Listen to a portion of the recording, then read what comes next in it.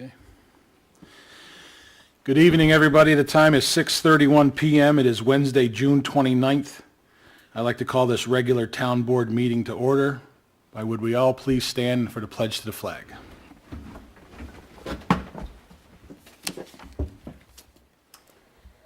I pledge allegiance to the flag of the United States of America and to the republic for which it stands, one nation, under God, indivisible, with liberty and justice for all.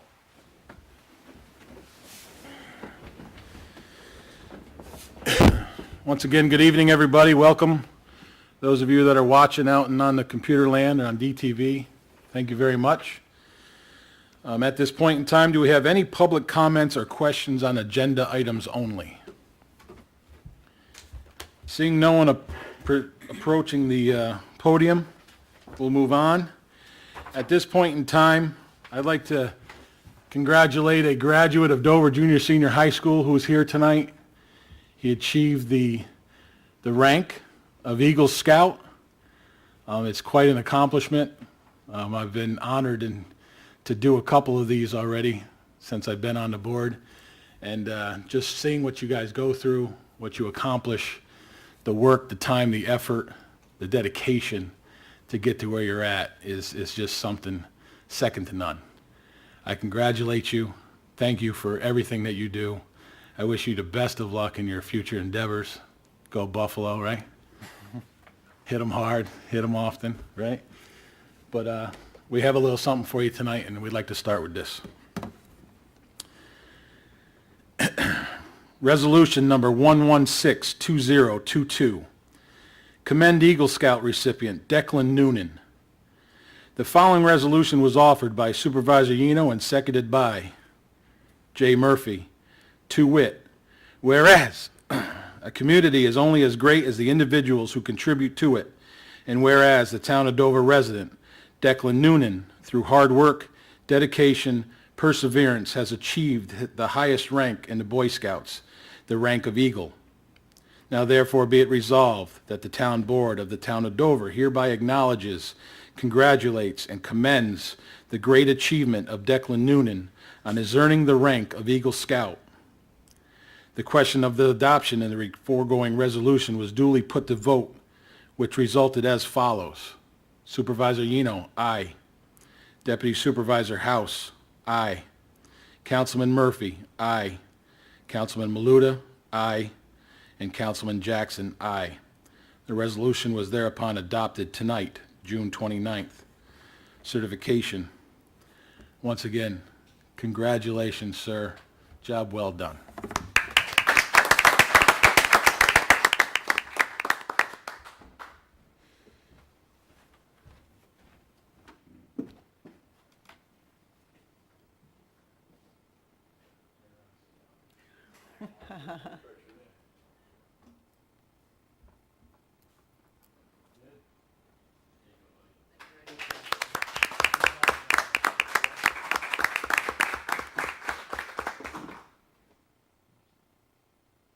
Oh, okay.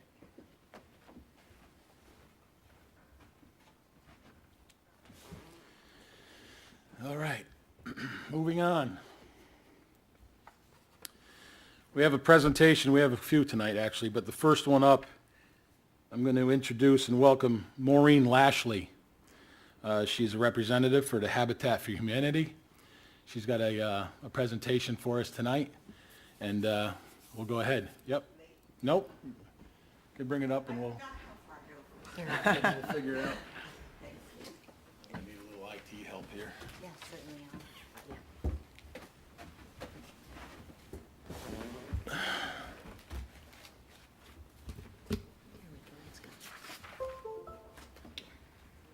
Right there. Yep. And then once you get on that, get you all set. Miss Lashlee, you can come right to the podium. It's mic'd. Go to slideshow. That podium, right there. No worries, there's a couple of them here. Okay. Gotta let you know. Yep. All right. Miss Lashlee, just let me know when you want to advance the slide, and I'll just click it for you, okay? Sure. Well, first, I would really like to say thank you for inviting us to come tonight. I am actually going to be able to announce a new program tonight that's for the Eastern Quarter, so I'm really excited about that. Berkshire Taconic has funded a new program. So I'm going to actually start with that before I even tell you what Habitat for Humanity is. We believe at Habitat that mobile homes are a permanent and sustainable home ownership opportunity for families here in Dutchess County. And for a very long time, it's been difficult for homeowners that live in mobile homes to find any assistance with repairs of any kind. And so we've been lobbying different organizations, and Berkshire Taconic stepped up to the plate and has given us a revolving loan fund to be able to do mobile home repairs in the Eastern Corridor, starting from Dover up to Millerton. So we're really, really excited about it and are announcing it for the first time. And Katie, I left on your desk some information flyers that you can either reproduce or leave here at Town Hall, or if you get a phone call, please refer them to our organization, and we would love to be able to help. So we're grateful to Berkshire Taconic, but especially happy to be able to do some work here in the Eastern Quarter that's been overlooked for far too long. So thanks for that. So, Habitat for Humanity of Dutchess County. I usually start my presentation by saying what Habitat isn't. Habitat doesn't give away homes. I know that there's a misconception about that, but a Habitat home is one that is purchased by the first-time home buyer at a price that is affordable to them. And how we determine that price is based on their income. Their income must be between 30 and 60%, or excuse me, 30 and 80% of the area median income. And the actual dollar amount per family changes based on the number of individuals in that family. The home is then either built or gut rehabbed to meet that family's needs. So we would never sell a 2-bedroom home to a family of 6, nor would we sell a 6-bedroom home to a family of 2. It is not a custom home, but it is definitely designed to meet the family's individual needs. If you're ready, I'm ready. Okay. Okay? We've been around for a long time. We've been around since 1986. We are actually a compilation of 2 habitats, Habitat of the Mid-Hudson and Habitat of Eastern Dutchess. In that time, we've completed 134 critical home repairs and built we've built 34 homes, but we have 2 in progress right now. So hopefully when I come back again, I'll be telling you we have 36 homes.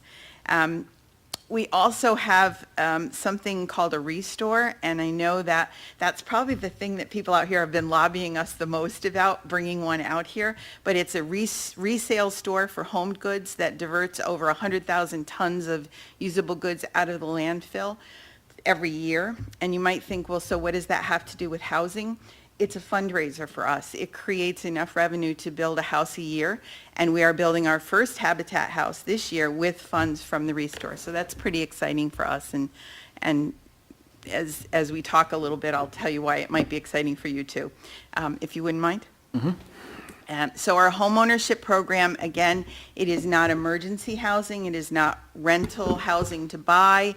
All Habitat homeowners purchase the home that they're living in, and they also help to build it. So we don't build houses for people, we build houses with people. The sweat equity that they invest in their home can be up to 400 hours, depending on the number of adults in the household.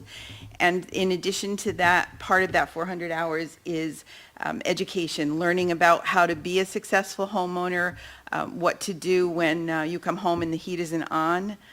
I know firsthand the first thing you do is check the emergency switch. You're never supposed to shut that off, apparently. We also have an aging in place program that helps folks age in place. It may be a ramp, it may be grab bars. We have a focused program for veterans to work on issues that they might have. And then we have a program called Brush with Kindness, which is just simply coming into someone's home to help them maybe get some yard work done or paint the stoop or something like that. It is amazing to me how important that is to a neighborhood. We've watched in the past where we've gone in to do a couple of Brush with Kindness, and all of a sudden the neighbors start to feel like, well, you know what? Okay, if they're going to invest, we're going to invest too. And it's a pretty amazing thing to watch. So next, please. Again, the Restore, it's a great place to shop. It's a great way to make better use of our family's available income, but it's a better way to make use of all of our available income. All of our products are products we like to say that you would give to a family member you love. That's a very important part of it, if you were giving it away. So really great stuff and great programs there. So who is a Habitat homeowner? A Habitat homeowner is the essential workers that got us through COVID. They might be the CNA at the area nursing home or the hospital. They could be the bank teller. They could possibly be the waiter or waiter or waitress that's serving you your dinner. They are the service people who are critical to the health of our communities. And if anyone has a business or knows someone who has a business, it has been incredibly difficult to get employees because they don't have any place to live. And what better way to ensure the health of your employee base is to make sure that they have permanent and sustainable housing. And by sustainable, we mean financially sustainable. That house is designed for them to afford on their budget. Sometimes you hear about affordable housing and the price of the house is what's considered affordable. Well, that's great. Maybe it's affordable for me, but it might not be affordable for the next person down the line because their income is different. Again, senior citizens. So senior now is 55, and we're hearing an awful lot about seniors who have rented for most of their lives and now are facing a very uncertain future when retirement comes. Do we want homeless senior citizens? So building small communities with small homes for seniors who are first-time home buyers is also a product that we're able to offer. Just a little story here about a particular mom. She is a home health care aide. She earns $42,000 a year, and she not only is eligible for a Habitat home, but she is now a Habitat homeowner. Our homes all come with a New York State new home warranty, even those that are gut rehabbed, because when we deliver that house, it has all new mechanicals, all new wiring, all new plumbing. We understand that our families are least likely to be able to replace something in the first few years of home ownership. Again, that affordability factor is attached to the homeowner. And you'll notice that that factor for us is 29%, and if you're in banking, you know that that's really usually at 30%. Our determination to go to 29% was because of the high cost of transportation in Dutchess County and the difficulty of transportation, so it sometimes costs you more to get to work and back or to daycare, and so we added that little 1% cushion for our families. We also have access to the only mortgage product that will guarantee first-time home buyers a 2% interest rate on their mortgage. That's through a New York State Sony May product that is only available to Habitat homeowners. So we, in addition to creating that education for our families, we're also giving them access to credit that they wouldn't be able to get anywhere else. In the 30 years that we've been around and the 34 homes that we've built, we've only had one foreclosure in that entire time. And I think that that would stand the test of any litmus test for the readiness of our families. And we often think about not-for-profits, right, as having our hand out, and we do. Let's face it, we do. We always have our hands out, and that's how the community helps support what we do. But in addition to that, we've also brought 18 living wage jobs to the community. Our lowest entry-level position is $16.20 an hour, and we pay 100% of an individual's medical insurance. And last year alone, over $800,000 in wages were generated in Dutchess County. Our homeowners have paid over $150,000 a year in property taxes, and in addition to that, our Restore has paid almost $100,000 in New York State sales tax. So I think that when I say that we are an important part of this community, that I can say that with confidence. And that is about all that I have for you tonight, and I'm here for questions if you need them. How was that for 10 minutes, Rich? That's perfect. I was able to see a presentation, last month at our meeting, supervisors meeting, And I think this program itself, it just helps people. And I truly wish Washington and Albany would see it a little differently sometimes too, okay? But there are a lot of people that are out there that are needy, and some of them live right here. And so I appreciate what this program, what this organization does, if and when it helps anybody in this town. I got to say that personally. And with that, anybody else? No, I would agree with exactly what he just said. You know, there's plenty of people that did lose their job, or but no fault of their own. It was just their circumstances. And, you know, a program like this can really dig some people out. Sue? I just think there's some seniors that could absolutely use the mobile home repair program. I think that's going to be a wonderful help for a lot of We people. have 2 on the docket already out here. Wonderful. Jay? Piggybacking on what Sue said, do the mobile homeowners know about that program? Well, it's brand new, so hopefully tonight, the flyers that I left for you will help get the word out, but we are working in partnership with a couple of media sources that are out here as well, and we're hoping that we'll make sure that everybody that needs it finds out about it. That was the first question. The second question is the restores. Do we have any in the surrounding areas, outside of this area? Funny you should ask that question. So your closest restore would probably be in Danbury? Is Danbury closer than Wappingers to you? Depends on how you look at it. Depends on how you go. Yeah, Okay, Yeah. yeah. right, a little bit, yeah. So really But Danbury, it's not as nice as ours, I'm just going to say. so it's either Danbury or Wappingers. But we started the restore in 2016, and we are now ready and in the process of doing a market analysis to see if the Eastern Corridor can support a second restore. So our hope is to have a restore out here. I was excited. This isn't going to come out sounding right, and I'm sorry. I was hoping that the Grand Union was still empty. Of course, I wasn't hoping it was still empty, but I was hoping it was still empty, because Right. that would have been an ideal location for The us. CVS location is. Right next door to Yeah, it. right next door to I thought it. it was full. No, Right the next door to county, it. the county used it for COVID, and I believe they're totally out of there now. I'll get you the number of the owner. Okay. Yeah, that's all a right, big that would be retail space. fantastic.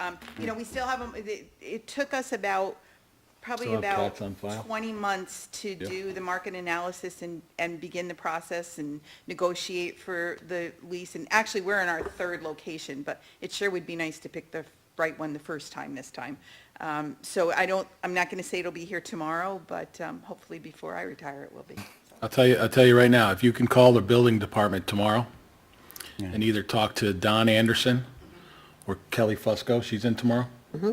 They'll have the owner's information, contact information. The last name is Katz. I believe it's Katz. Okay? Okay, I will absolutely. But they are possibly empty. do I that. believe the county is definitely out of there completely now. But in the meantime, it's worth the drive, trust me. And whereabouts in Wappingers is it located? We are in the old Babies R Us in the 9 Mall Plaza. Marshall's Mall? Nope. No, but next to the Kohl's, Buffalo, it's the Buffalo Wild Wings. Wild Wings, Yep. yep. Oh, okay. Yeah, for those us old people, I keep calling it Caldors, but it's Kohl's now, it's not Caldors. Well, I go to the big guy shop next to it. Well, that's where we are. Me and Yeah, Tommy. Yeah, that's where we are. All right. This is a lawyer. And I think we all know what Caldor was. Anything else? Thank you very, very much. I appreciate it. I'm just Xing out, Katie. Okay. Can we give you back the USB drive? That's all right. Thank you. Just in case. Just plug it. Still taking care of me, Katie. I just today called for 3 dressers to be picked up at my mother's house in Pauling, so it was ironic that you came up, so I'm thrilled. Thank you. That's a good store, by the way, Tommy. They got nice stuff in there. It is, it ain't cheap. Oh, yeah, we were hiding He there. he said you had a call too, so you zoomed out. Was that, oh, goodness. Oh, that sounds great, wonderful. Katie, that, No, that was a Rebuilding misprint. is out? Yeah, that's out. okay.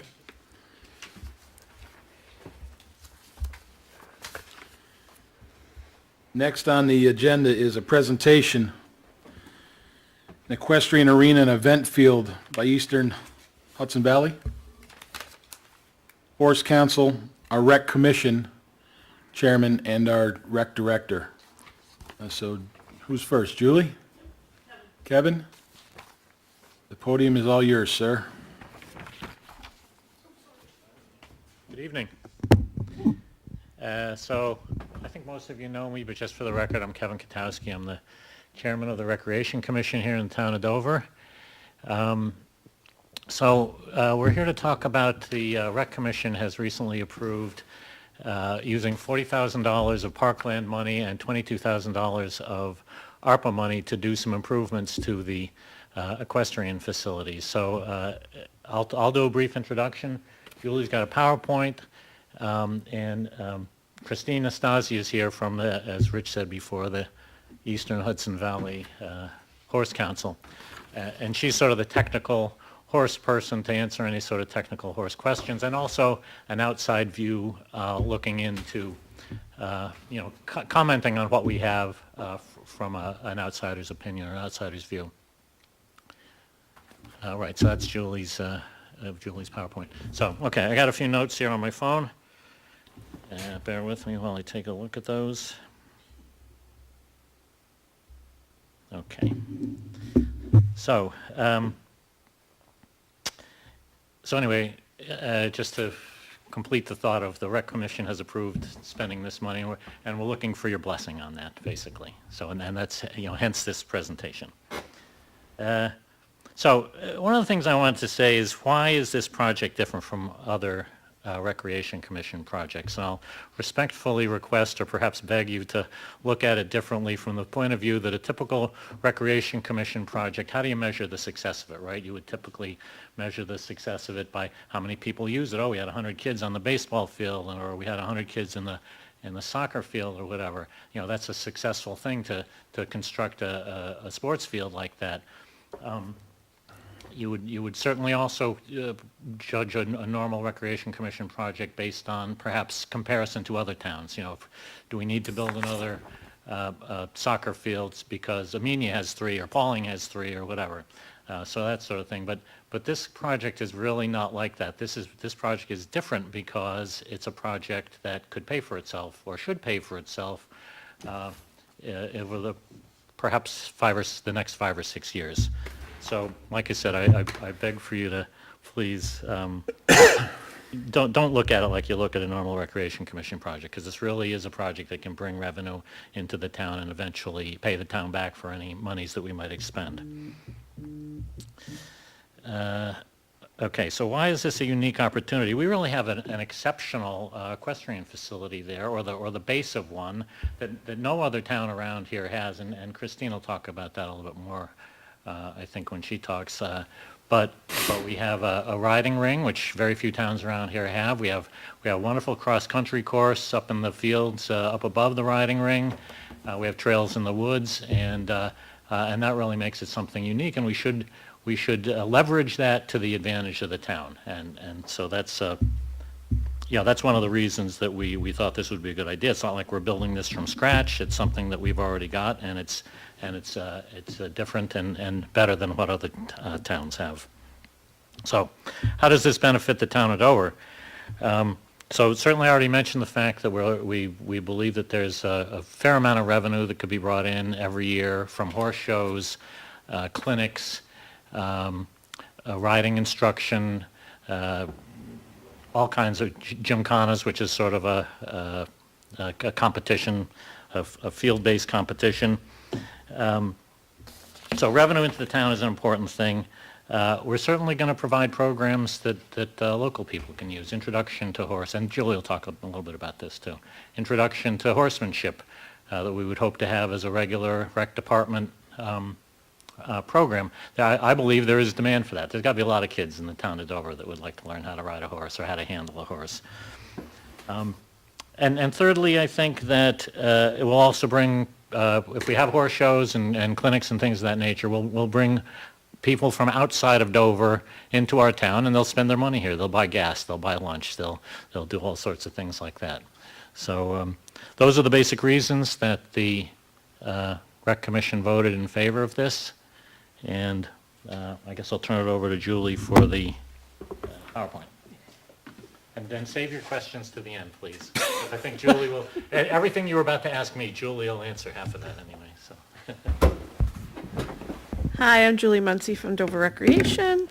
So the PowerPoint I have, first of all, I just want you guys to know that this is one project, not just the horse ring, but it's all the fields as well. The fields, the trails, and the horse ring is one project. So can we do it in stages? Absolutely. Can we get the fields done first? Absolutely, because that is actually the easiest. That's just mowing and redoing some of the jumps that we already have, the cross-country trails that we have. We did look into the bigger part of the trails, but unfortunately with some damage that we had over the last few years, it's a little impossible to do that part, but there is other parts of the tree line that we can do some trails to help with that trail, the trail need that we were looking for, as well as the fields. So the other, coming to this page right here, the recycle, repair, and revitalize. So what we would be doing is, go back. Oop, there you go. So what we would be doing is taking out the old horse ring that we have, and recycling actually some of those parts of it. We have some old fences the fences and the posts we can redo for some of the jumps for up in the fields that we would like to do. I do have, there's some pictures up there which I'll show you later, but we can recycle that. We actually have some old logs. We have our old skating rink which had PVC tubes. So we can also recycle those for some of the extra jumps that we want to put up in the field, because we're thinking about, we are going to be changing the course of some of the trails that are up in the field. Instead of them just going this way, we can curve them a little more, we can do a little more and add some more jumps to them.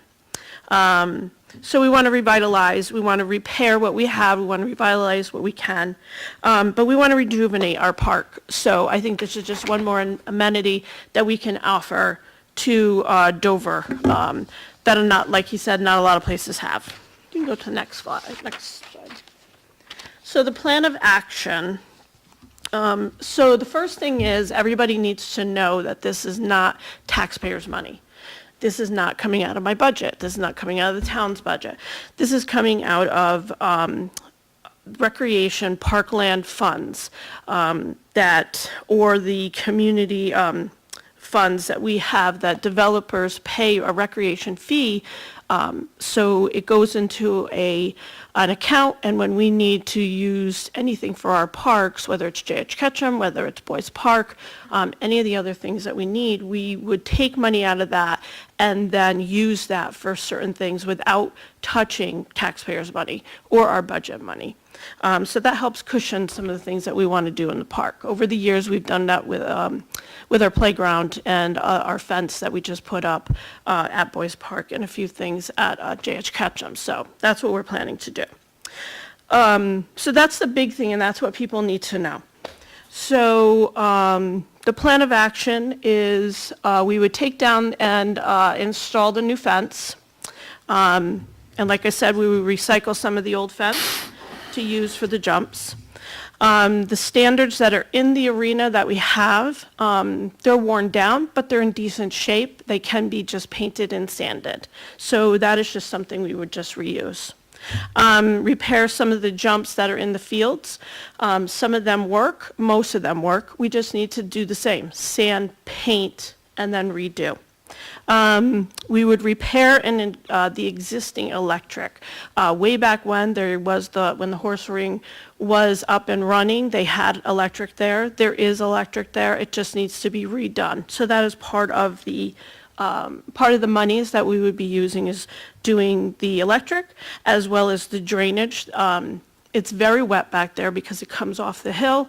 What was recommended by our highway department, Jason Story, as well as a friend of ours who works with horses, he said put a swale. Also Paul Palmer, who's my maintenance guy, he also recommended doing the swale, which would help the drainage and not be wet in the ring as well as outside the ring where the horse trailers would actually park.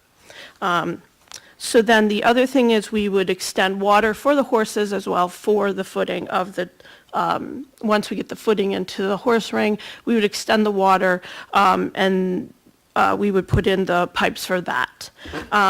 We were going to be clearing the brush around the existing horse ring that we have, as well as in the back, squaring it out up some. There is a swamp back there, but we would do it up as the edge, square it out, so that they have room to go into the horse ring and turn around and go that way. Install a PA system. Like I said, we did have electric at one time. A small PA system is all you need there. The other thing is clearing having a judge's stand. Basically, it's just a small stand. You put some tents up. That's all you need for the judges. The other thing is what we'd be doing is skimming the existing footing down about 3-4 inches and using that actually as fill in front of the existing horse ring that we already have. There's a little bit of a hill, and then that skimming of that old footing would actually use to recycle that footing and use that for fill around anywhere we need it. And then basically clearing and improving existing trails. So basically that is our total of $62,000.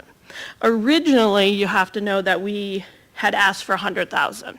The reason for that was we were trying to go and have a grant, and you had to put all the soup to nuts. That includes everything: a secretary stand, a really big judge pavilion, and what else I forgot? What else are I gonna do? So there was a few other things that we had put in there for the soup to nuts, but we decided that it was time, we needed to take those out. So the price went down for that. We also did not do the footing that is up here with the fiber footing, which we didn't need. So we decided to do more of a general footing, more friendly, more usable, that we could maintain ourselves. So that's why the price went down to $62,000. So basically what Kevin already said, the Rec Commission approved $40,000 for us to use. The Recreation was already allocated some money from ARPA, which I would like to use and just redistribute that, some of it, not all of it, obviously, but some of it, and part of that would be paying for the $22,000 that is left over that we couldn't get from the Rec Commission. So, and I have all the numbers and everything for you guys if you ever need that. So that's for that. So for the next slide, for opportunities. Julie, just in case anybody's wondering, you used the word footing. That is the sandy dirt material inside the horse ring. Yes, that's what the horses go on. And actually, Christine can tell you more about that. Okay. But they have a fiber fill, which fiber fill, stone, sand, it's all in there. We wouldn't put the fiber in there. Still going to be drainage in there so that it doesn't flood anymore, but it would be of a little more basic stuff than the fiber. So you don't need anything expensive to drag it or anything like that. Okay. So the next one for opportunities, we have programs and events. Kevin already got into some of them, clinics, training. I would love to do some equestrian programs that we can offer riding for the children, for the youth, so even some of the adults that just never had a chance to do that. I think having the Eastern Horse Council here, as well as other people that would probably come and to do lessons for us as an 80-20, like we do a lot of the other programs, to do with all of these clinics. But I think just offering something here reasonably that we can do for the town is great, as well as other people. And like you said, we bring other people in. But we also have income. I mean, there's membership incomes, there's family income, membership fees, family fees, individual fees, event fees. Anytime they would come, Horse Council would come in, or any other place, another event, we would charge a fee for that. Clinic fees, there's student fees. If a trainer comes in and they want to do a class, we charge the trainer, but we also, each student also pays as well. So these are all the things that we can offer and we can also use as income to pay back for some of the stuff. But this is also a town. We have the amenity. We should do something extra, something different. We have a great facility there. Like I said, we just need to improve it and get it going. The other thing, it just opens the doors to for other people to learn, especially some of the little kids. I have day camp kids. I bring them on certain things, and they've never done it before. And that's simple, like going to bouts, going to thrills, going to roller skating. And this is just something else that you can bring to them that not a lot of kids would ever have that, and parents as well, that they would never have that opportunity to do. So that would be that one. And I also think too, for the other one is, we were talking about branding stuff in our town, branding the town. I think this would also help brand our town and bring something else to this town that most towns don't have. So this is the way the horse ring looks now. This was done in April, but it still kind of looks that way. It's falling apart, hasn't been done. We really haven't done anything in about 15 years with this. We used to have a lot more riders, then it just lessened a little bit, but I think it's time to bring it back. We have the opportunity. I think we have the monies to do it this year, where most other times we've never been able to do it.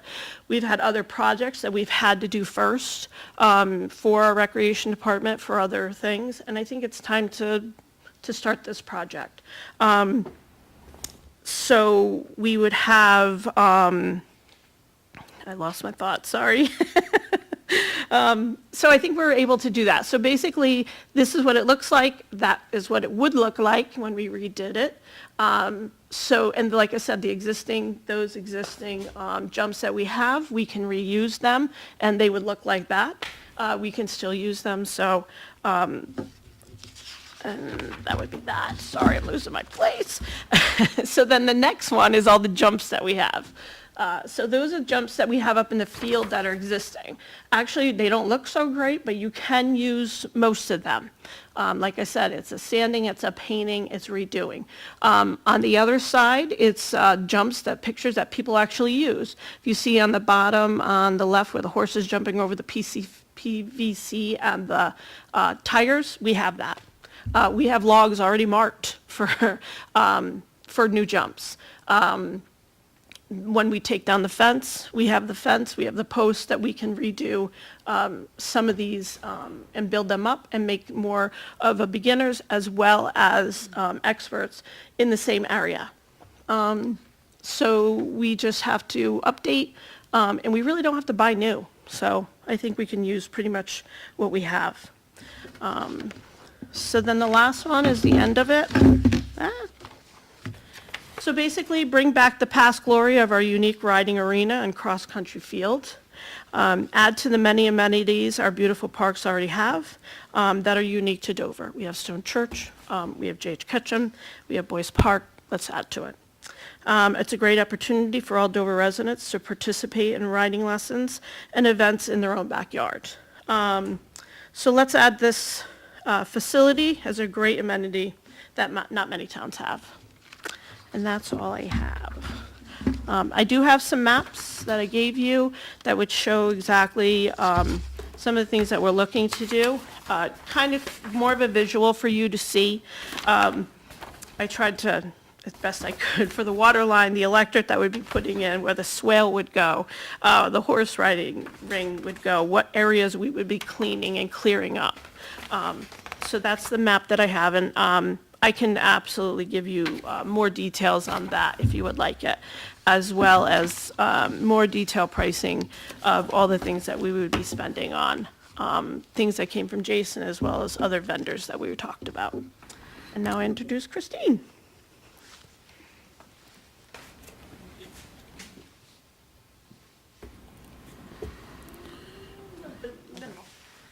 Hi, good evening.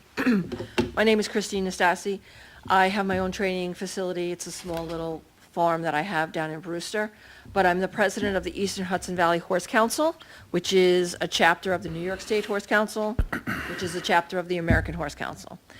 And part of our mission in the Eastern Hudson Valley Horse Council is to put on events that many people would not have the opportunity to attend. We cater to not to the elite that you would see at Old Salem Farm. We run a 3-show schooling series, and I was looking at different parks. Let me backtrack a little, sorry. So Eastern Hudson Valley is made up of Putnam, Westchester, and Dutchess counties. So I was researching facilities to have our events at, and there are maybe 2 or 3 facilities in the 3 of those counties that have this unique area. Actually, it's not even close to this. This is the most unique area of the facilities I found. There are a bunch of parks that have trail riding. You can take your horse there. However, they don't have a ring. They don't even have parking for horse trailers. So basically, you have to ride there to use their trails. Boyce Park, I came up and looked at. I saw that the ring needed repair. I called the park department and I said, I'm interested in maybe renting your facility for an event. And I was told that they were in the process of planning to repair and revitalize. And I've been a professional for a lot of years, let's just say. And I offered my expertise. So I had several meetings with Julie and I told her how the horse world works. And you have a unique facility in that you have a ring, you have cross-country fields, and you have trails. And you have parking for horse trailers. So I told her also that I have colleagues that call me and say, do you know where I can go and practice cross-country? I said, I know a place in Connecticut that will, you can go and for $40 you can spend 2 hours there. You have the jumps already.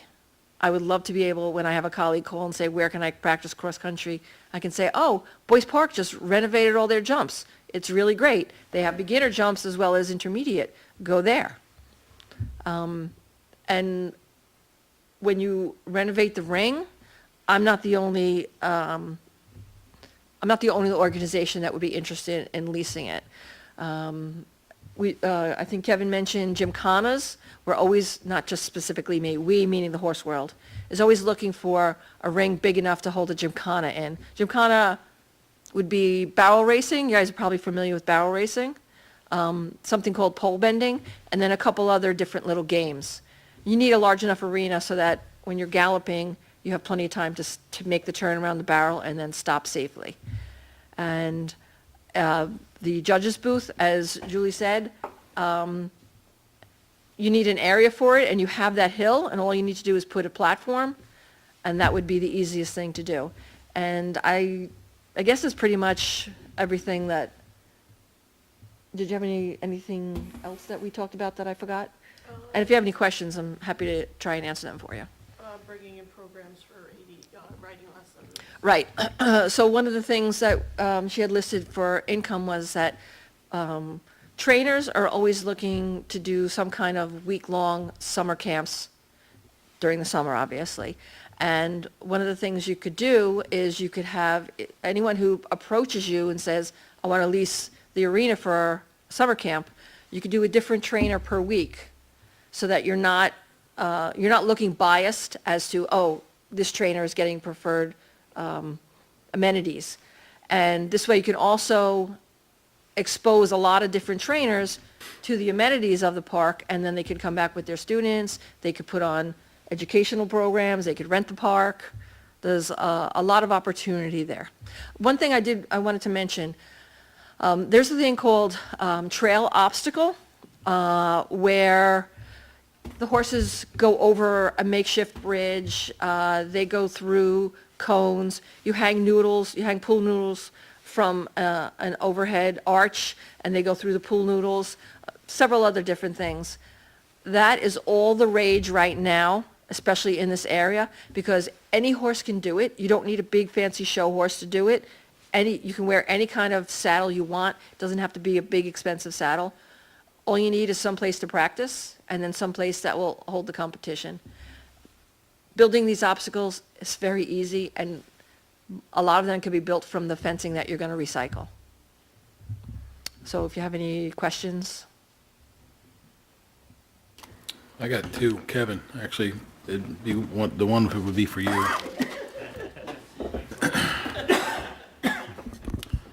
I just want to clarify my notes. So the commission is authorizing and then asking for 40K out of commission money? Parklands, yep.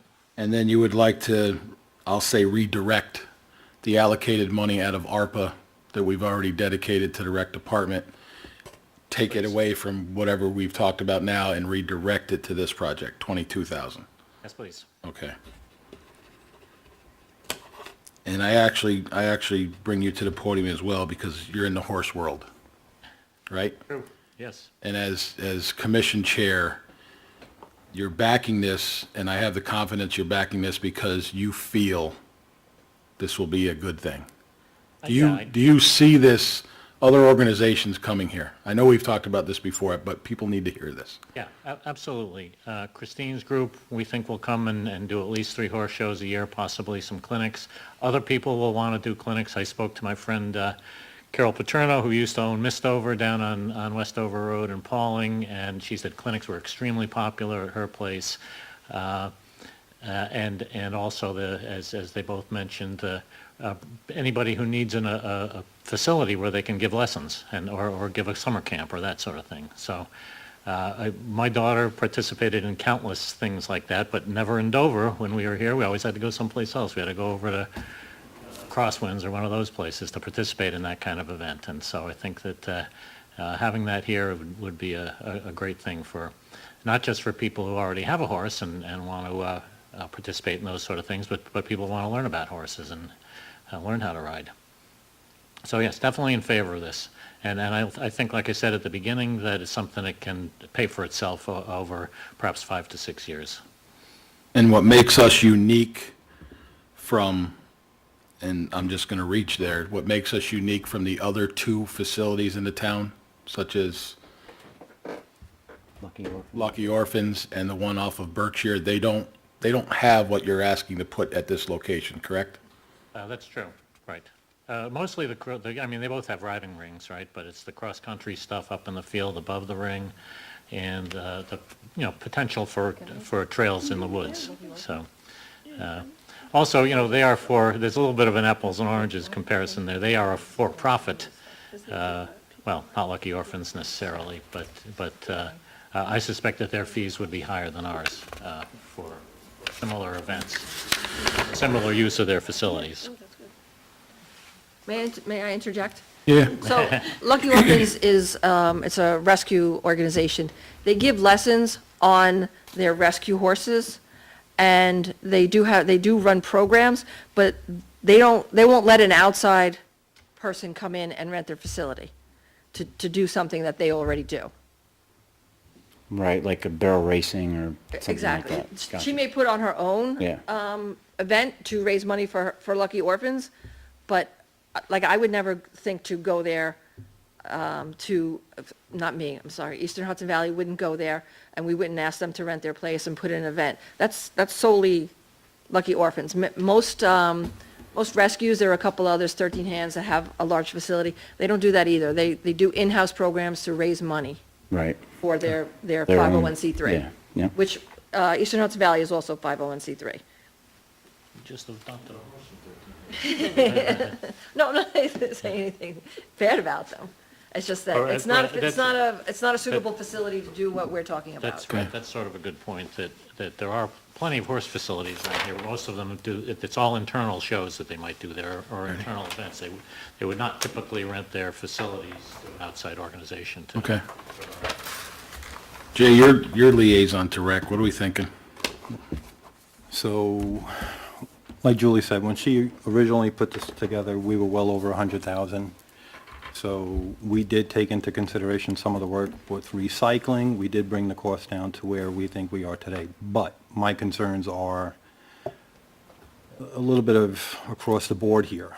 So you mentioned that we have 2 or 3 facilities in the area, No, between Westchester, Putnam. and between Dutchess. between the 3 counties. Of those facilities, you're looking to take those events and move them up to Dover? No, I don't hold events there because they don't have all the 3 things that you have. You have the ring, you have the field, you have the trails, and you have the trailer parking. There's one facility that has trailer parking. which kind of goes into what I'm kind of going at. So what are we looking at bringing in on an event basis? I don't understand your question. So the events that you have down at the other facilities, Yes. right? What are they? What are we looking to bring from there up here? And based on that one event, how much are we looking to bring into our department, into our town? You're taking let me put it this way. You have a barrel event in Westchester County, right? No.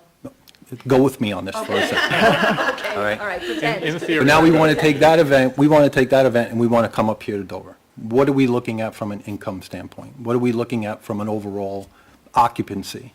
Because in the $62,000, right, 62,000 is what we're going after, there was no mention of bathroom facilities, increasing bathroom usage, installing additional bathrooms. There's a bathroom, how many stalls is the ladies' bathroom? We already have two and two, we already have bathrooms in our garage. So capacity, how many people are we expecting on a weekend? Because if we have people at the park on a Saturday, Sunday, what does that do to the overall park? Do we have to like have constables? Do we have to have, certain, there's a lot that wasn't really answered. So Yeah, you so- have to Hold on, understand. hold on, go ahead. Sorry. So you have to understand, when they do an event, just like we do a Dover Day, it's publicized. The part of that is, they have their volunteers for parking as well. We would also be there because it's our facility. Me and my staff would be working that to make sure everything is good, just like any other event that we do, whether it's Easter, where I have 250 people. You have to understand, when they do a program, when they do a clinic, one of your events, they have two different, they have English and they have Western. So from 8 to 12 is Western. From 12 to 4 is English. So everybody in the Western, whether it's 100 people or 200 people, they come to that and then they leave and then the other people come in. So it's not like you have 500, 600 horses all at one time. But you gotta understand, if they do that, it's an event, just like any other event that we do. Whether it's a barrel racing clinic, it's advertised just as well, but you're not gonna have 500 people at barrel racing. I'm with you. You just have to figure out how it goes, and what you're looking for. But it would be just like we would do an event any other time. One of the facilities that we do use, one of the facilities that we do use, they literally have one outhouse in the woods. That's it. And we've run successful events there, so I'm pretty sure that we don't have to worry about. I know if you have other people at the park on the weekend, You got to understand, it's a question that we will be asked. I understand that. But we also already have, for baseball and soccer, we have our porta potties there from April to November, which we have 3 different ones. So you have extra bathrooms as well. All right, so let me get back to how many events we actually think. Well, how about that one? How many events do we think we're going to target? So we do a 3-show series during the summer, so it would be a minimum of 3 shows. You also have to understand, it would be the first year, so the horse world is small it's not small in the amount of people, it's small in that everybody talks. So once I have a horse show and my trainer colleagues come to the show and they see the facilities, then the next year, they may think about holding a clinic there. So the May first. think about. May. I can't guarantee anything. Can you guarantee how many kids you're going to get for a summer camp? Cannot. Right. But if you have, I don't want to sound cliche, if you have the facility, they will come. So we would do a minimum of 3 shows. Once we get the trails worked out, we will do what's called a poker ride, which is, I don't know, am I allowed to say we're doing gambling? Is that okay? So we call it a poker, it's called a poker ride. So the people ride through a marked trail, and at different stations, they get a playing card, and then, Horsey bingo? and at the end of the ride, whoever has the best poker hand wins. But it goes through the fields and through the trails, and it's a nice afternoon, and then we have usually we have some kind of picnic lunch. It's a social event as well as riding. So we have those, and the trail obstacles, you'll get people who will call the rec department and say, I want to make an appointment to use the trail obstacles for practice. You'll get people who will say, I want to make an appointment to use the cross-country fields. That's, when I saw the fields and I saw the beautiful cross-country courses you had, that was the first thing that came to mind. I don't have to tell my colleagues, go to Connecticut if you want to practice. I'll tell them, go up to Dover and go to Boyce Park to practice. So a horse show, for example, might bring $1,000 to, each horse show might bring $1,000 in revenue to the town? Is that? It depends on, the revenue depends on what you decide you want to charge, or the other, Fees that we charge. or the other fees. You can do a per horse fee, you can do a day fee. There's lots of different ways to do it, and that's not up to me, it's up to someone else. If you go back to the other, where the different fees are, the different slides, so you have a membership fee. So just like we used to have a membership fee, a family or individual. But there may be people who don't want to have a membership, they want to come from the day. So just for the day. So you charge them per day. If they want to be there just 2 or 3 days, you charge them whatever it is per day. Like I said, if somebody holds another horse facility comes in and they want to do a clinic, you're charging them to do the clinic, but you're also charging the rider per fee to do that. So you're charging them as well as oh my God, I can't speak, I'm sorry. You're charging the person and you're charging the person who's doing the clinic. So you're bringing in different fees at different times. You could also, if you have an event, if you have a clinic, you can tell the person organizing the clinic, okay, it's a flat $500 fee, and you can have a maximum of 10 riders. So now she's got to set the fee for her riders. I get it. So there's lots of different ways to do it. I get it, and that would be for an established program. No, for a new program. Well, I'm saying, if we went ahead with this program, that would be for an established program. But what do we have right now? Do we have any people, not with you, our current program, do we have usage right now? Sorry, say that again? Do we have any horse usage? No, because I won't do it now because it's unsafe. Okay. That's why I didn't do it. But can they do the trails and cross-country? They can't do the cross-country, but they can do the fields. But the other thing is, you have to understand, this is not taxpayer money. This is not budget money. This is ARPA money, which I would like to redirect, and this is already approved money from the Rec Commission that we already have through our parkland. So that's $40,000. I'm asking for 22. Just for an example, $62,000 to do this with income. It may take 10 years, but one, we don't have a lot of facilities. My pavilion does not make $60,000 in 6 years. So you have to understand that. You also have to understand that each program I do, we're in the schools or wherever, we make money, but that's what we make. I don't make money on the basketball field, on the basketball court. I barely make money on the softball, baseball, and the soccer field that we have. Because not only they do a small fee, but we also maintain it. We have to maintain it. And also, one more example, $62,000 for a facility that may bring in $60,000 in 6 years. I need a new gazebo that's falling apart, and I need to spend $20,000 on that gazebo. So if I had 3 gazebos, it'd be $60 and have no income. So you got to look outside the box, and you got to look bigger. That's all. I just got 2 more questions. And I don't know if you could answer this. Maybe, Tom, you can help me. Liability, insurance, they carry their own. Do we hold anything that we would be responsible?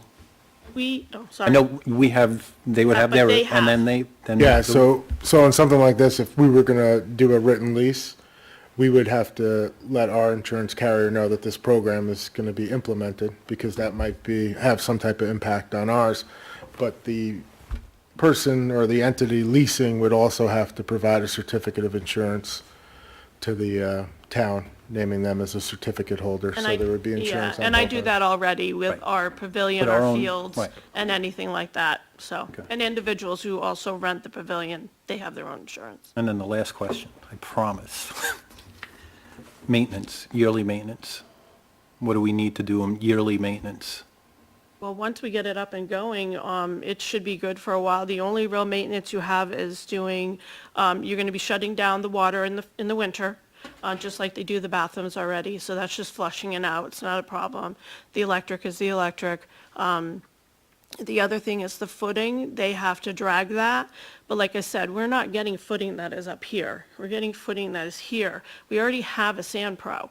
We're getting a new Sand Pro hopefully eventually in July. There is attachments for that, but you could use a regular fence with a tire on it or a cinder block on it.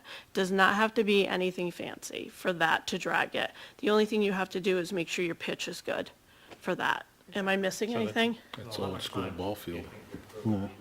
They have the, Grooming the sa- ring, you're gonna- grooming the ring is maybe once a week, and that would just be part of, I mean, that's an hour. yeah. week, you think? And then we already have our mowers, and they would, if it's already clear, they're gonna mow that. They already clear what they I can clear. was just gonna say, they do that now. Yeah, they already clear what they can clear. The thing is, they just have to, they'll be clearing a little more. But obviously, if we get this up and going, they clear up to where they can there, but we would just add that, like we add everything else, other things to the bid if we had to do that. But really, it's really not a lot more property that they have to mow. And they already mow up on the fields, so that is already done. So that is mowed every week up on the fields. We already have those designated trails that are already, where the jumps are, they're already mowed. So, and they're mowed around the jumps as well. So that's already done. John, anything? Well, I'm just thinking, call me naive, but if we had like riding programs and things like that, obviously not that I'm aware of, the town of Dover has horses. It would be No, we somebody don't have- else. No, the person who will be the vendor at the Right. 80/20 brings in their horses. And then they would, so the fee for that, they would pay, they would sign up with the town of Dover, Mm-hmm. and then there would be like a, Like we would have a contract. Yeah, Yep, okay. just like we have with baseball and what we would have for soccer. We would do it Gotcha. specifically to horse clinics and Tom however we ever do, Tom would make sure we have the contract for that. and then if they did have, like events, barrel racing and stuff like that, would that be accompanied by vendors coming in, like, food trucks or saddle people or, horseshoers or, those kind of things like that, and then, Yeah, usually when we run events, we try to bring in vendors, so we give the grandmothers and grandfathers who are waiting for their grandchild to show something to do. sure. For Eastern Hudson Valley, the fee, we charge a very minimal fee to the vendor, and that money we put in our scholarship fund.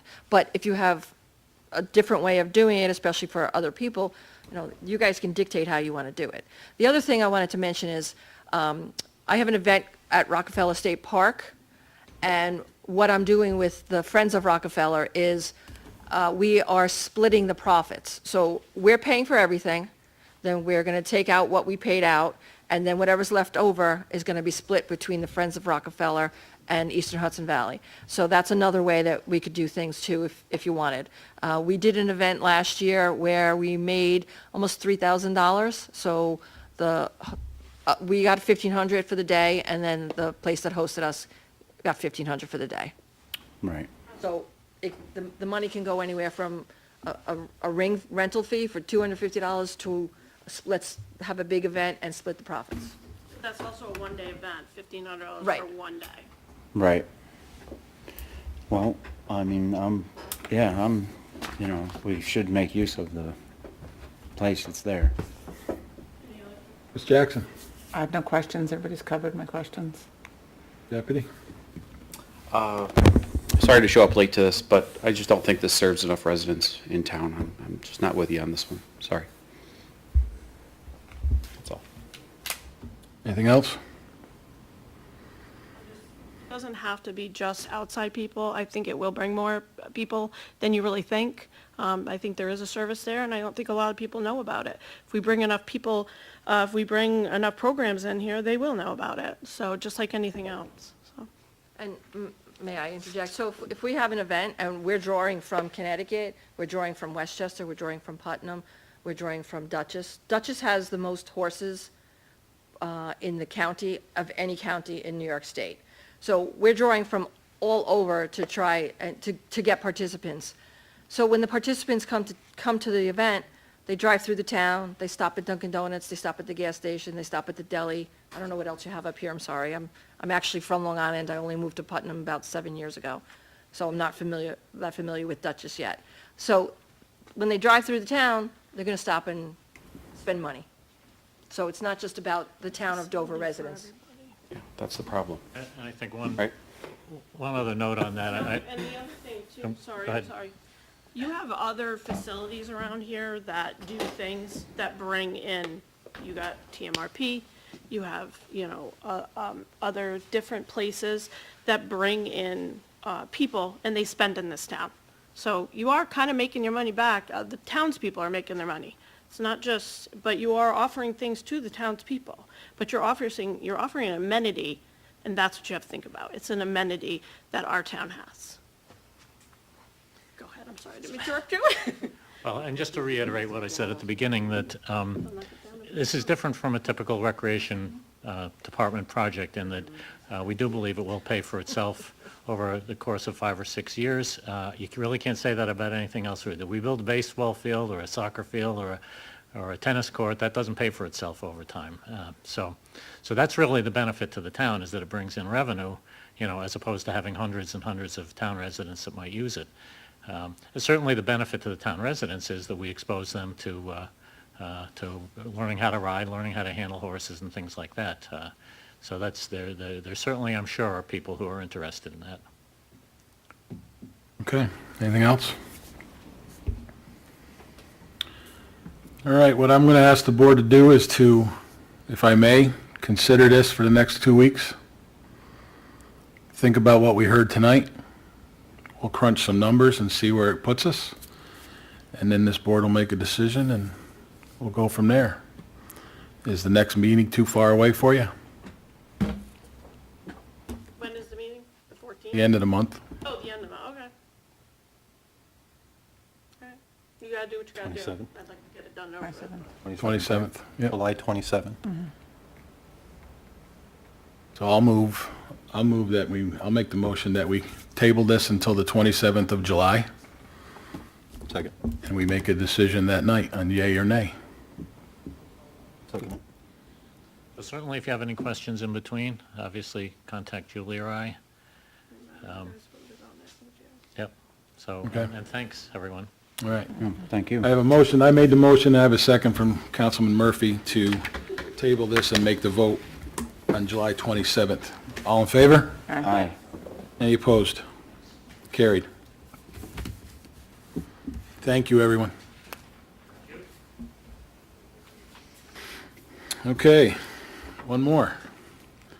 At this time, I'm going to bring our Comprehensive Plan Committee Chair, Rich Rennia Jr., to the podium for something that we've been working very hard on and waiting for quite a while. Rich, it's all yours.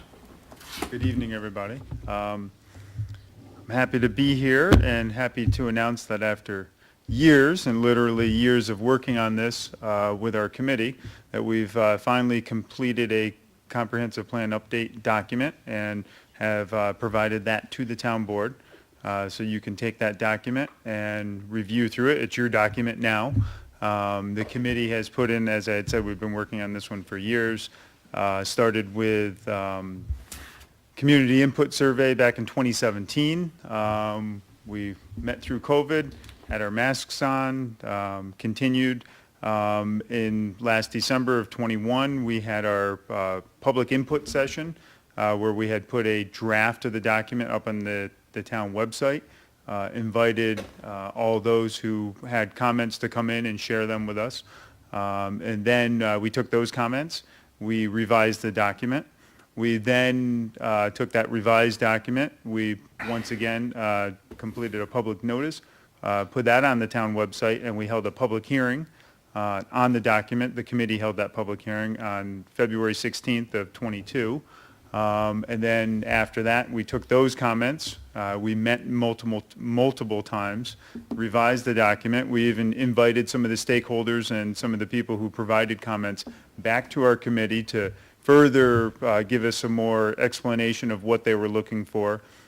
We took a hard look at their comments. We revised the document one more time, and that's the document that's been presented to you. Let me say thank you. It has been a long time coming. When we first took over in 2020, myself and Andrew talked about a committee and getting it going, and we met with you, correct? Yep. And we had a list of names, and that list of names consists of landowners, business owners, past and present chairs of planning boards and zoning boards, as well as just local residents. And I thought, and we felt that we covered each and every base that needed to be covered. So as always, I thank you as chair and your committee for moving forward. And we worked through COVID, but we were halted by 8 months. Yes. We put that committee together in February of 2020, and they didn't meet until late August, early September, when they could finally get together and meet. So we have received it. We're going to forward it. I move that we put it on and move it forward to the planning board as well as a copy be sent to our legal counsel, correct? You need a copy of that, Tom? All right. And then, Rich, do you feel we need to set a deadline? Well, I think, it's up to you to set a deadline. Deadlines are good because it's going to keep us moving. So a couple of things that we do need to do, or that the town board needs to do, and we can assist as a committee with, is a seeker determination. The seeker process has to be done on this. So what I'd move is that we'd like to draft a long-form EAF for the town board to consider, get you that document so you can start that seeker process. Tom can guide you on the seeker process. And then another critical part is, before you hold a public hearing on it, it has to go to Dutchess County Planning, and they have to comment on it. And any revisions that they ask for, we need to update that before you actually hold a public hearing on it. Okay, so we thought maybe it came to us first. We did a public hearing and sent them the final draft. You're saying it goes before that? Correct. Okay. But what I would ask the board to do is for you to look through the document first, because, so it's your document now, as I had said, but look through that document and ask the members of the town board to review it and see if you have any questions or comments. I know everybody's been following along with what we've been doing, so I would expect there's probably not going to be a lot of new things that you haven't seen before. Calendar. But I would think that if the town board has any questions or comments, or, we can do a round of revisions based on that.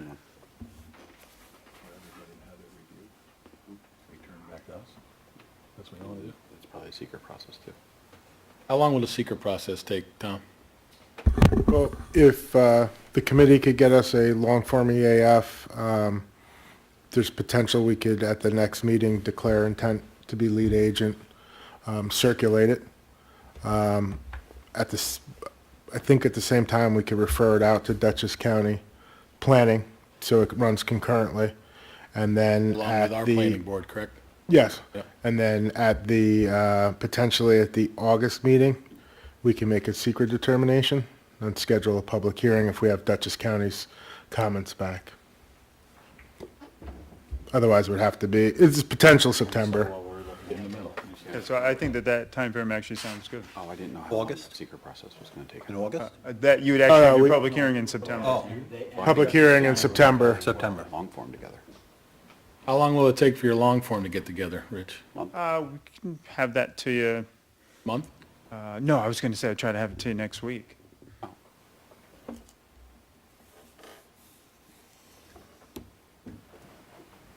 All right, we do have a holiday. There's timeframes that the town has to follow, so that really this process can't be rushed. I have to look at the dates. So it's going to be a little bit of a deliberate process because secret is very We're strict. tossing around a September, October, where I thought it could have been August, but that's too soon. I think, and I was kind of having a little side conversation with Rich, I think if things, calendar breaks right, that a September public hearing is potentially very realistic. Okay. And then after that, adoption at the potentially October. So town board will the planning board be in decent shape for us to take lead agency by the July meeting? Is that fair? Is We that would how that works? circulate our intent to declare lead agency. I don't see But we could do that at the anybody July meeting? objecting at the July meeting. Then also refer it out to Dutchess County. I have to look at how much time they get under the general municipal law to review it. And then wait for their comments. We need those back. Sure.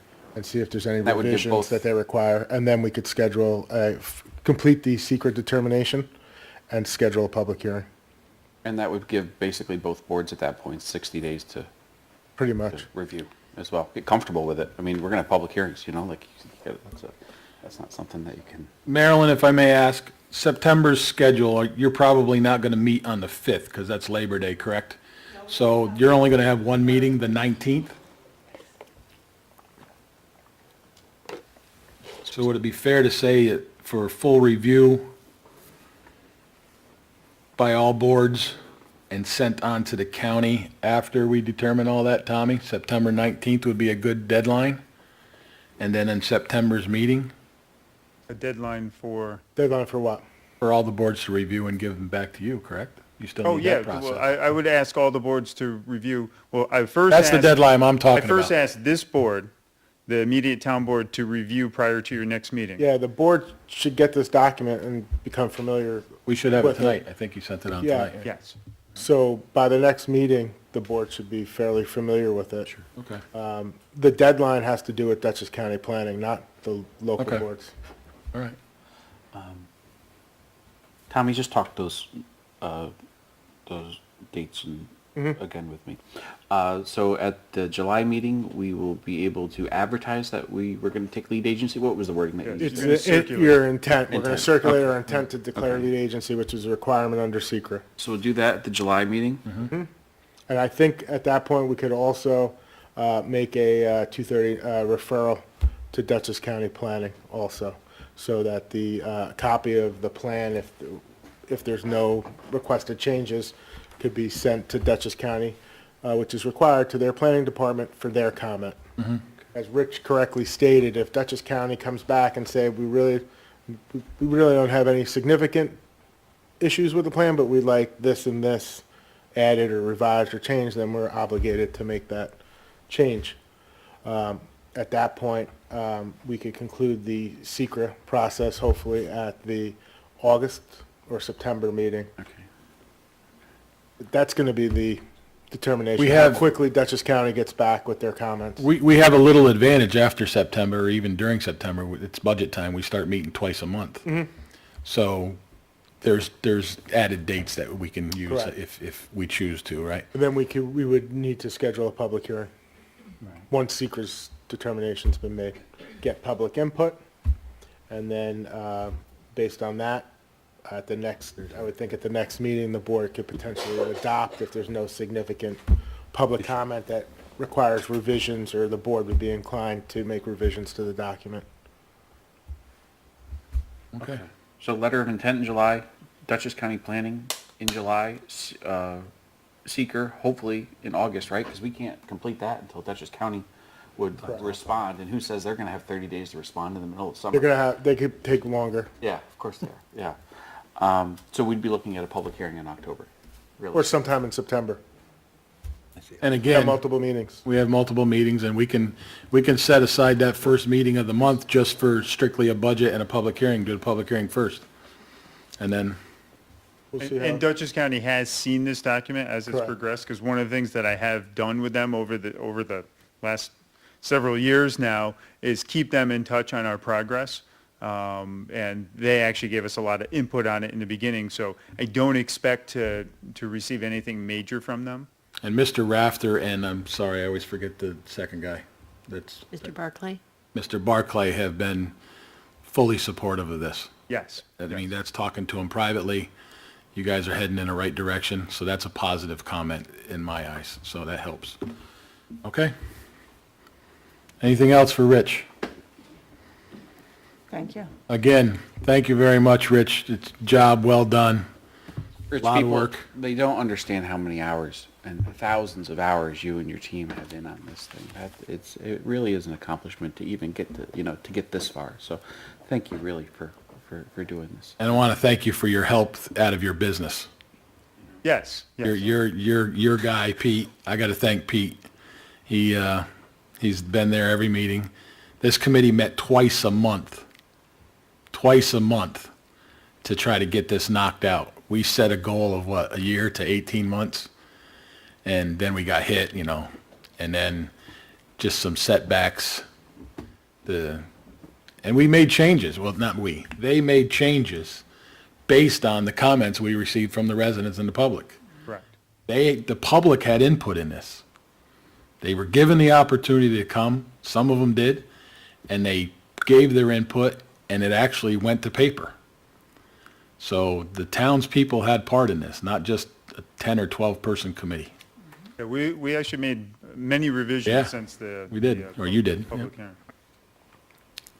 All right. Okay, great. Thank you very much. Thank you, Rich. You'll all have a copy in your emails, I do believe, right? That's the way you sent it to us? Yeah, well, I forwarded it to Bill? you and Katie, and then I assume from there Katie will Okay. disperse Joe, it out. you got something to say, Joe?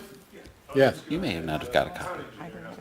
We got copies, right? Town engineer. Town, yep. I was offering our services to assist the town board on their review before it goes to the planning board, Okay, if the board so desired. absolutely.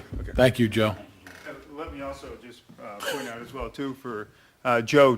Joe did do some volunteer work on this document as well. Yep, thank you. Early on, he actually authored the transportation section, so do want to thank Joe for that. That was, his free time as well, too, doing that. So there's been a lot of people devoting our free time to this and our extra time whenever we could find it and to get the document done.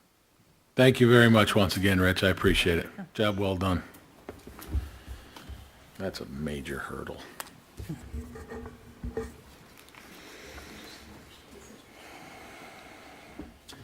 Okay, moving on.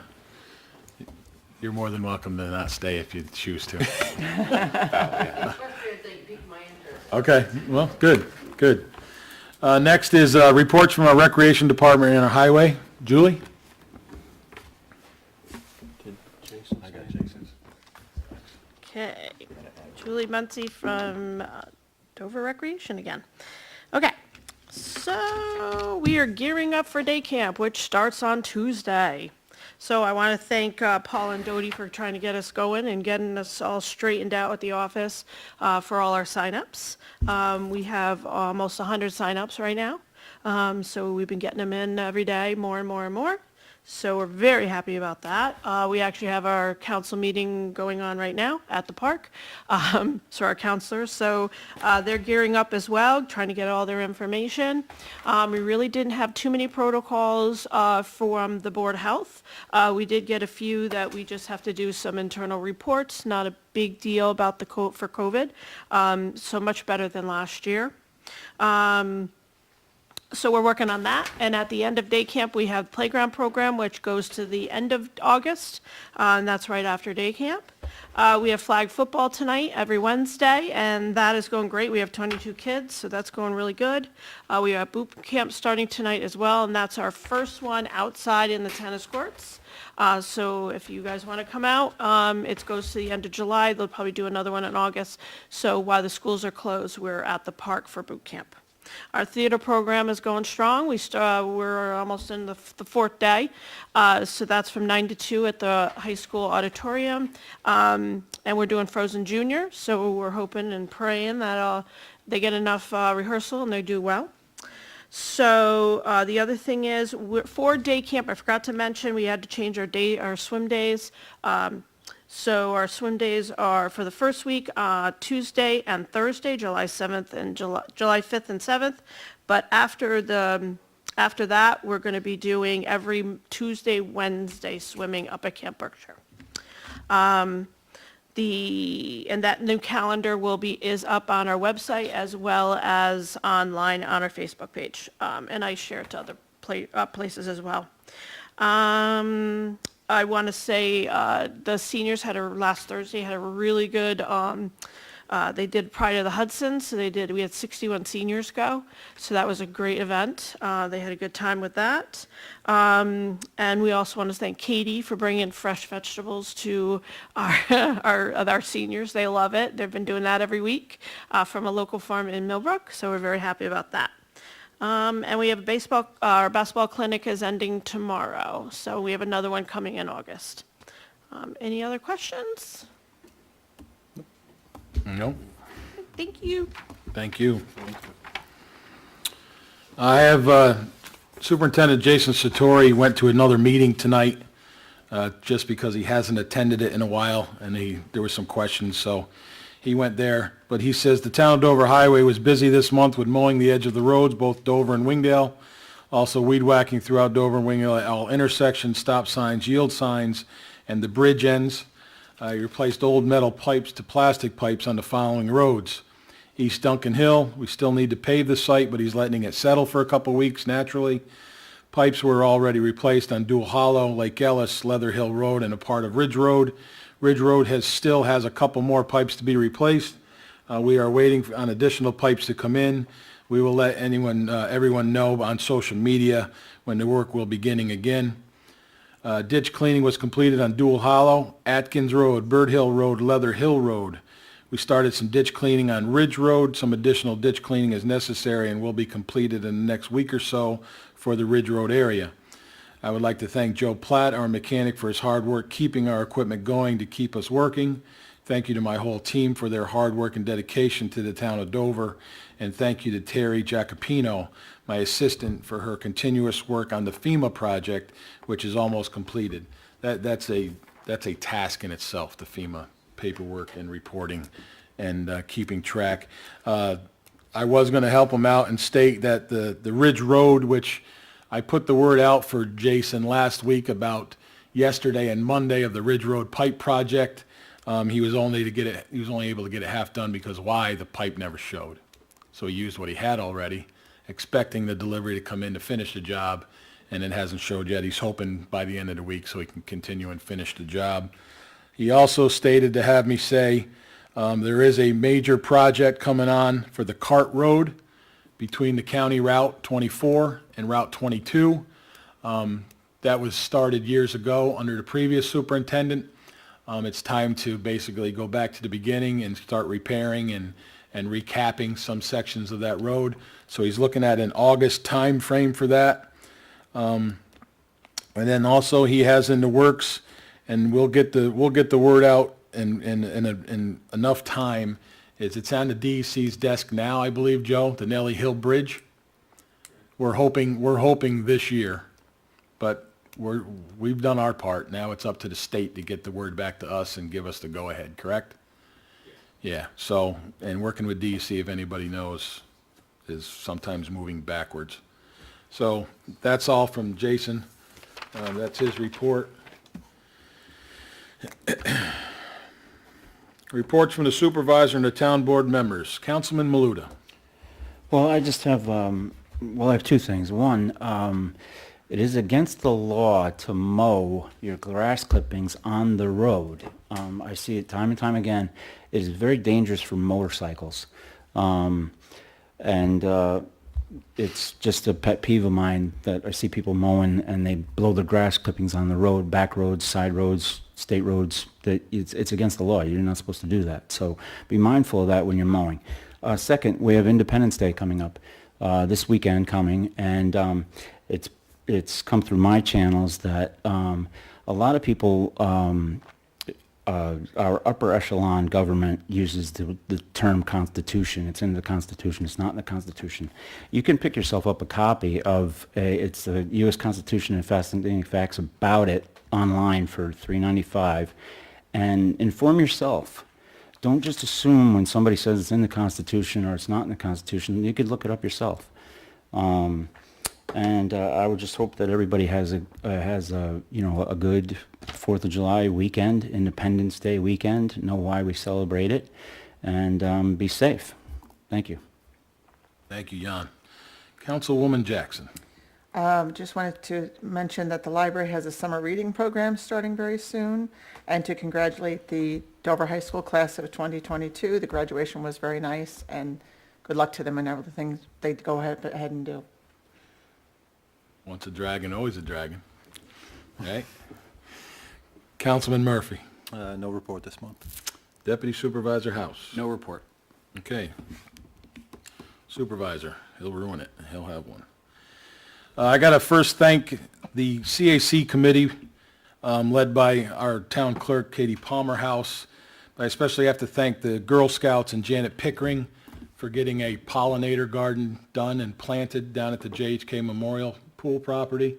The old, I should stop saying the pool, right? So the community building, how's that? But they got that done. That committee works, they meet, they bring interesting things and get projects done such as the garden. So I got to thank each and every one of them. Thank you very much. This week I attended a presentation from NYSEG, New York State Electric and Gas. I was invited to Town Hall over in Beekman. Myself, Pauling, Beekman, and Amenia, the towns that are serviced by NYSEG. We went over and we listened to the presentation, and of course the big topic was the billing. Why in January and March and some parts of April the bills come in way much higher than they normally do. Again, they tried to explain. They were playing catch up. 2, it was a delivery issue. And then they divided the bill in half, where they say they are only responsible for half and they can't control the other half because the half of the bill is based upon commodities. And commodities go up and down. So that's the part that's fluctuating. To each their own. Some believed it, some didn't. But they explained it. But they also stated that you can call, and it's going to be a tough time. But you can call and they will search through it and they will research it for you, because there was both good and bad reports on their public affairs, all right, and customer service departments, and they themselves said it's in a bad way right now, and they know that, and they're trying to improve that. So they said if you notice, there was a peak in January, March's time frame, and then it started coming down again, okay? Now, I can tell you that mine went up as well, and then it came back to normal. And the stories that were said that night also said the same thing.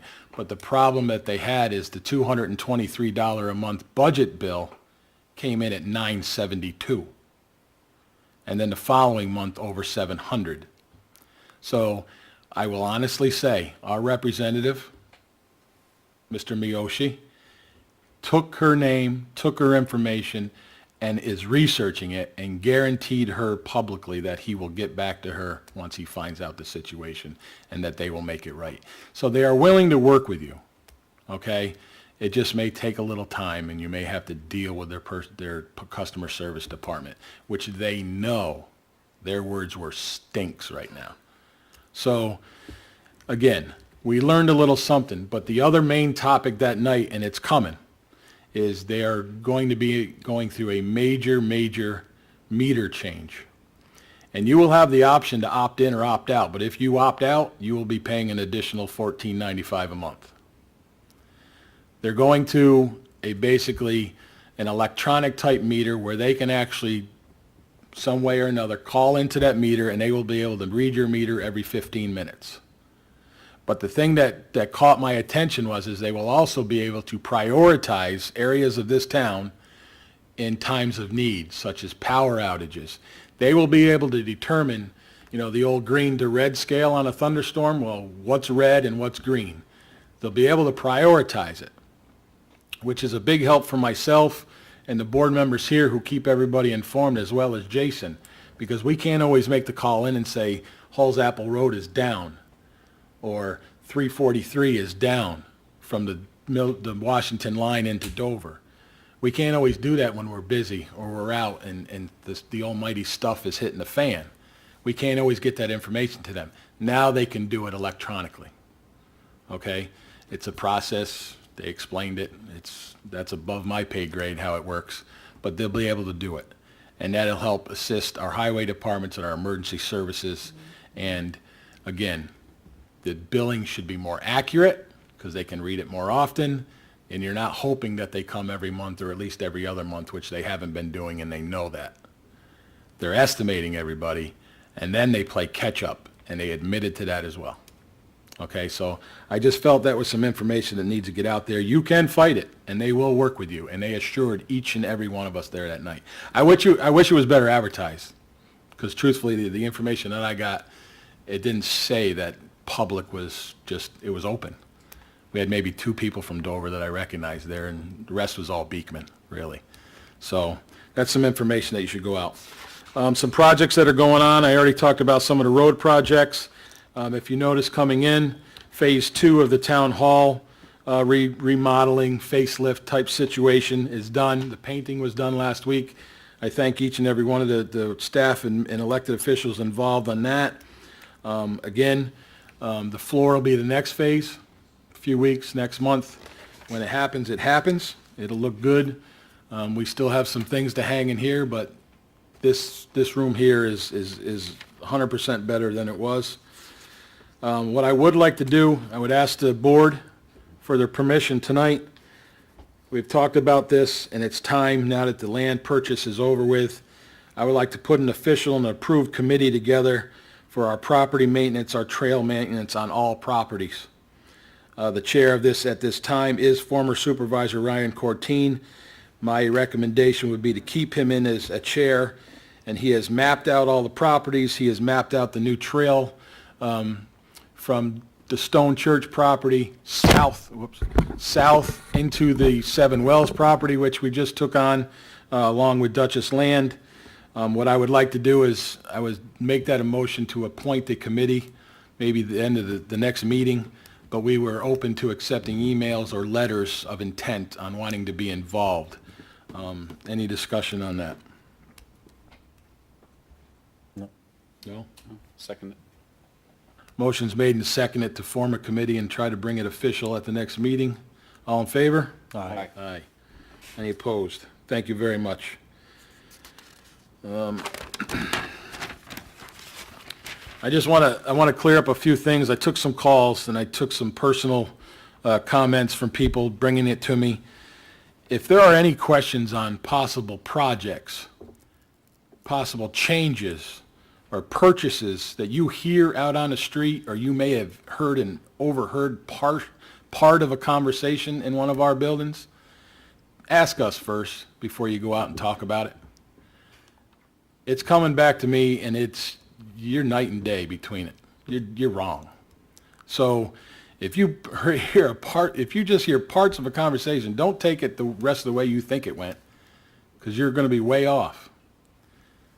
When we decide to spend money, or we decide to do a project, this board, unlike some others before us, thinks about it from beginning to end. A to Z, soup to nuts, whatever you want to call it. We look at it, we weigh out the pros, we weigh out the cons. And if we don't think it'll be a truly 100% positive decision for this town, we have voted things down. But if we truly feel it'll be a positive note for this town and its residents, then we go ahead and we do it. And everything in between there, we consider all options, all possibilities.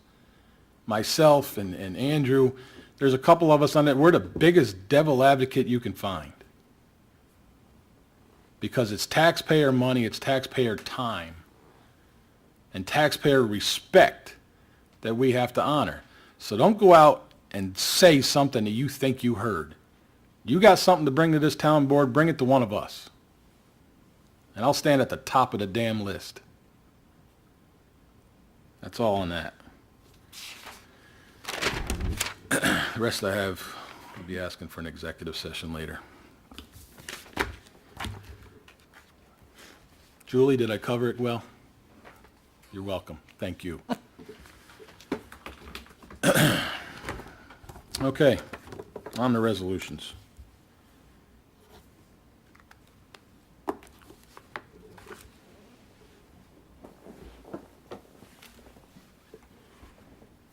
Rich, thank you. Thanks, Rich. Resolution to authorize and approve the consent agenda items. Be it resolved that the Town Board of the Town of Dover does hereby approve the following items for consideration and adoption on the June 29, 2022 Town Board Regular Meeting Consent Agenda. Authorize the payment of abstract number 6 of 2022 in the amount of $290,947.61. Accept the minutes of the Town Board meeting of May 25, 2022. Approve the Town Clerk's report for May of 2022. Approve the Town Supervisor's financial report of May 2022.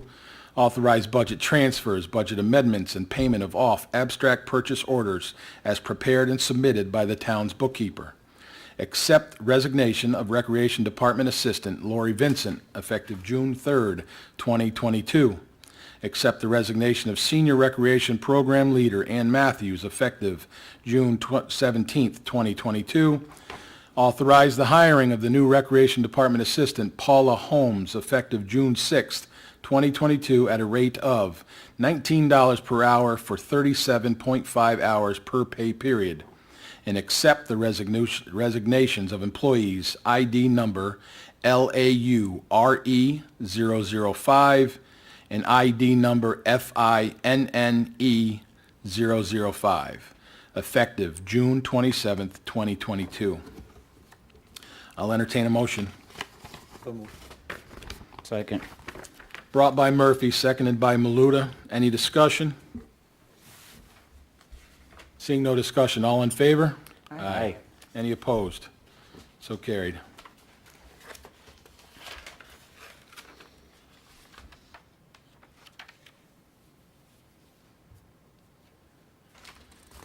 Resolution authorizing award of ARPA-funded Town Hall Flooring Project Phase 2 proposal. Whereas the Town of Dover advertised for proposals for Phase 2 of the Town Hall Flooring Project, and whereas proposals were received, opened, and reviewed. Now therefore be it resolved that the Town Board of the Town of Dover hereby authorizes and awards the proposal for RVP Flooring Systems Incorporated of Carmel, New York, in the amount of $19,950 for Phase 2 of the Dover Town Hall Flooring Project. Be it further resolved that the Town Board of the Town of Dover hereby authorizes the necessary budget modifications in the amount of $19,950 to amend the 2022 budget by an increase to revenue account A 4089001, an increase to expenditure account A 16204420 for the use of ARPA funds. I'll entertain a motion. So moved. Second. Brought by House, seconded by Murphy. Any discussion? Seeing no discussion, all in favor? Aye. Any opposed? Carried.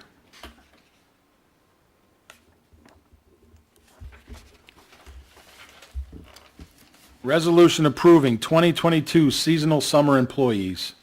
Whereas the Town of Dover Recreation Department Activity Specialist has provided the Town Board of the Town of Dover with her recommendations for 2022 Dover seasonal employment, and whereas the Town Board of the Town of Dover has reviewed the Town of Dover Recreation Department's recommendations for 2022 seasonal employees. Now therefore be it resolved that the Town Board of the Town of Dover hereby approves the following individuals as 2022 Town of Dover seasonal employees as attached hereto and made part of the resolution. Sean P. Herbert, Camp Director. Aaron M. Muncy, Camp Director. Alan D. Bardo, EMT. Nicholas Del Balzo, Water Safety Instructor. Brooke A. Babbitt, Senior Counselor. Alexandra Blades, Senior Counselor. Ross Cardwell, Senior Counselor. Adam C. Evans, Senior Counselor. Jacqueline A. Grispin, Senior Counselor. And Myra Ramirez, Senior Counselor. Ethan Stickle, Senior Counselor. Justin Williams, Senior Counselor. Justin Cardwell, Junior Counselor.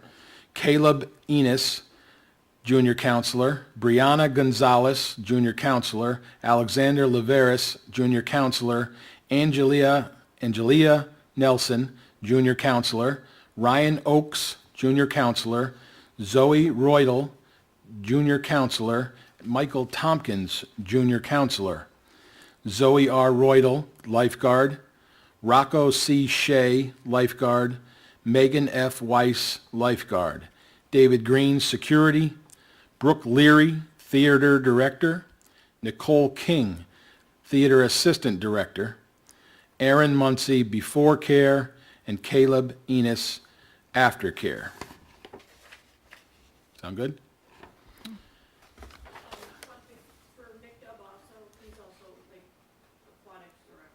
Okay.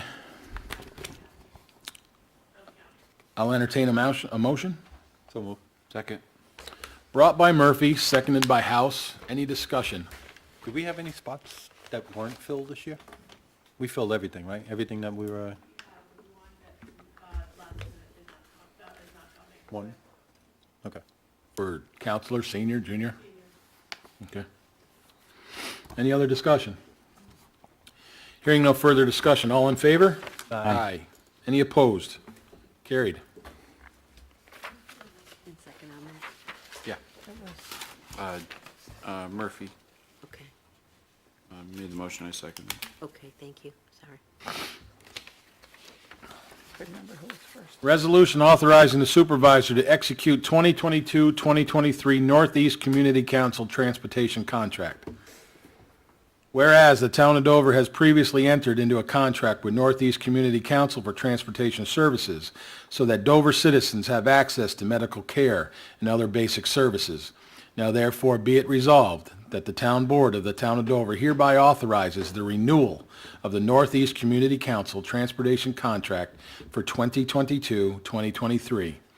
And be it further resolved that the town board of the town of Dover hereby authorizes the town supervisor to execute the Northeast Community Council Transportation Contract, which contains no material changes from the previous year's agreement. And be it further resolved that the town of Dover shall pay Northeast Community Council the sum of $5,000 to cover the period of May 1, 2022 to April 20, 2023.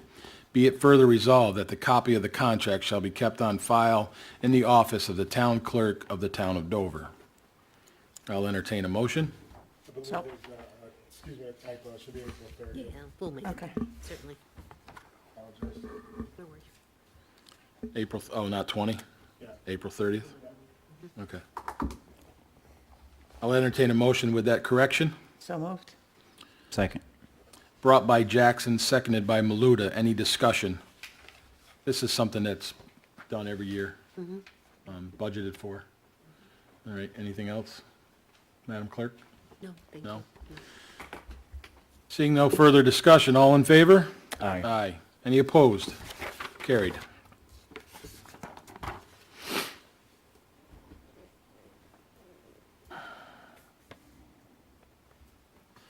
Resolution authorizing acceptance of an Altice Cablevision grant. Whereas the franchise agreement between the town of Dover and the Altice Cablevision Systems obligates Altice USA to pay the town of Dover a PEG grant in the amount of $16,000. And whereas Altice USA has provided payment to the town of Dover in the amount of $16,000 pursuant to Section 117.3 of the franchise agreement. Now therefore be it resolved that the town board of the town of Dover does hereby accept the $16,000 payment of the PEG grant from Altice USA. I'll entertain a motion. So moved. Second. Brought by Maluda, seconded by Jackson. Discussion.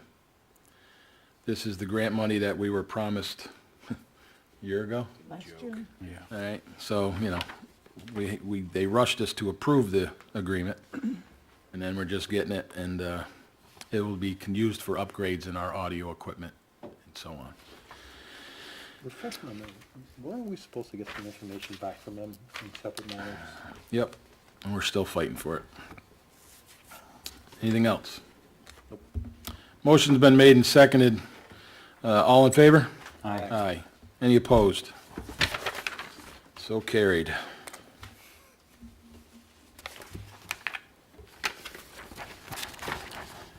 At this point in time, are there any public comments? If you have any comments, please approach the podium. Seeing nobody approaching the podium, upcoming meetings are Wednesday, July 27th, Wednesday, August 31st, and Wednesday, September 28th. At this time, I'll make a motion to enter into an executive session to discuss litigation and personnel issues. We will not be returning out here to the dais. Do I have a second? Second. Motion's been made by myself and seconded by Deputy Supervisor House to enter into an executive session and not return to the regular meeting dais. All in favor? Aye. Aye. Any opposed? We are in executive session. Thank you very much for attending, and congratulations once again, Declan. All right.